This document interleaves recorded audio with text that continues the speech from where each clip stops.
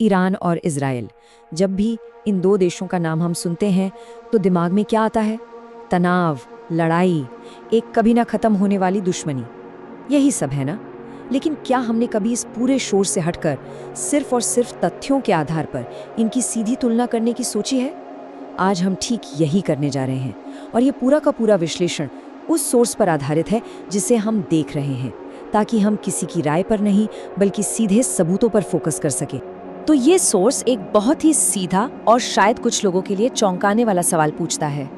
Iran बनाम Israel, असली खतरा कौन है?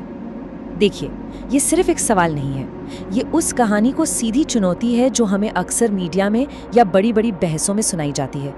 तो चलिए परत दर परत खोद कर देखते हैं कि ये सोर्स इस सवाल का जवाब देने के लिए कौन से तर्क और कौन से सबूत हमारे सामने रखता है। तो चलिए सीधे सीधे इस तुलना में उतरते हैं। ये सोर्स इन दोनों देशों की मिलिट्री और न्यूक्लियर पॉलिसीज को आप कह सकते हैं एक तराजू पर तौलता है। हम उन 4 बड़े पैमानों को एक एक करके देखेंगे जिनके आधार पर ये पूरी तुलना की गई है, और फिर देखते हैं कि सोर्स के मुताबिक पलड़ा किस तरफ भारी है। अब जरा इस टेबल पर नजर डालिए। ये इस पूरे एनालिसिस का आप कह सकते हैं दिल है। सोर्स के मुताबिक पहला पैमाना है अपने पड़ोसियों पर हमला करने का रिकॉर्ड। ईरान के खाते में 0। सोर्स का दावा है कि ईरान ने अपने किसी पड़ोसी देश पर हमला नहीं किया, और दूसरी तरफ इजराइल कई बार। अब आते हैं दूसरे पॉइंट पर, परमाणु अप्रसार संधि, मतलब नॉन प्रोलिफरेशन ट्रीटी। ये एक तरह का इंटरनेशनल वादा है कि कोई भी देश परमाणु हथियारों को फैलने नहीं देगा। सोर्स बताता है कि ईरान ने इस पर साइन किया है, मतलब वो नियम मानने को तैयार है, लेकिन इजराइल उसने इस पर साइन करने से ही साफ इनकार कर दिया। तीसरा पैमाना IAEA यानी इंटरनेशनल एटॉमिक एनर्जी एजेंसी की जांच। ये एक तरह से दुनिया की न्यूक्लियर पुलिस है। ईरान अपने न्यूक्लियर प्रोग्राम की जांच करवाता है, मतलब पारदर्शिता दिखाता है, जबकि इजराइल साफ मना कर देता है। और अब सबसे बड़ा और सबसे चौंकाने वाला फर्क, परमाणु हथियार। सोर्स के मुताबिक ईरान के पास एक भी न्यूक्लियर वेपन नहीं है, 0, जबकि इजराइल के पास अंदाजा है कि 75 से लेके 400 तक हो सकते हैं। ये सिर्फ नंबर नहीं है, ये कहानी का एक बिल्कुल अलग ही पहलू हमारे सामने रख रहे हैं। चलिए अब जरा उस एक पॉइंट पर फोकस करते हैं जो शायद इस पूरी तुलना का सबसे धमाकेदार और जरूरी हिस्सा है, परमाणु हथियार। क्योंकि आज की दुनिया में असली ताकत का पैमाना तो यही माना जाता है ना? 75 से लेकर 400। ये सिर्फ एक संख्या नहीं है। सोर्स के मुताबिक ये वो अंदाजा है कि इजराइल के पास कितने परमाणु हथियार हो सकते हैं। वो हथियार जिनके बारे में इजराइल ना तो कभी हाँ कहता है, नहीं ना। एक अघोषित परमाणु ताकत। और जरा सोचिए, इसकी तुलना किससे की जा रही है? ईरान के 0 परमाणु हथियारों से। यही वो पॉइंट है जो इस सोर्स के पूरे तर्क को एक नई दिशा देता है और हमें ये सोचने पर मजबूर करता है कि हम खतरे को कैसे देखते हैं। तो इन सभी तथ्यों को, इन सभी आंकड़ों को जब एक साथ रखा जाता है तो ये सोच एक ऐसे नतीजे पर पहुंचता है जो शायद आपको हैरान कर दे।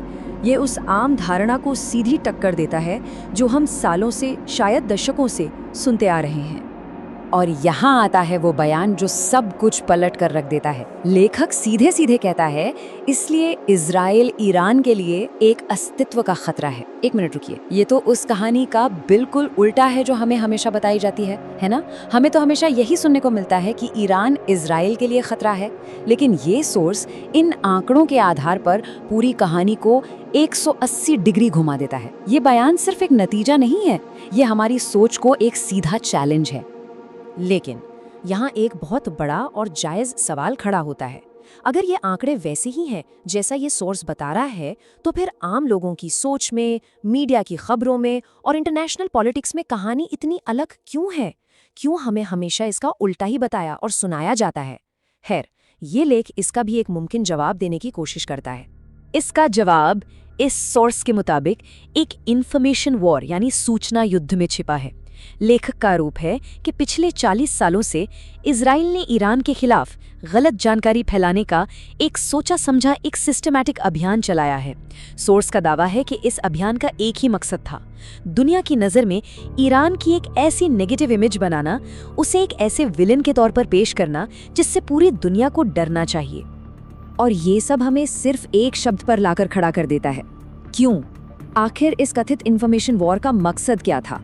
अगर सोर्स के दावे सही हैं, तो ये सब क्यों किया गया? ये सोर्स हमें कोई बना बनाया जवाब नहीं देता, बल्कि हमें कुछ ऐसे सवालों के साथ छोड़ जाता है जो सीधे इस पूरे मसले की जड़ पर चोट करते हैं। और आखिर में ये पूरा विश्लेषण हमें इन सवालों के साथ छोड़ जाता है। ये झूठ क्यों?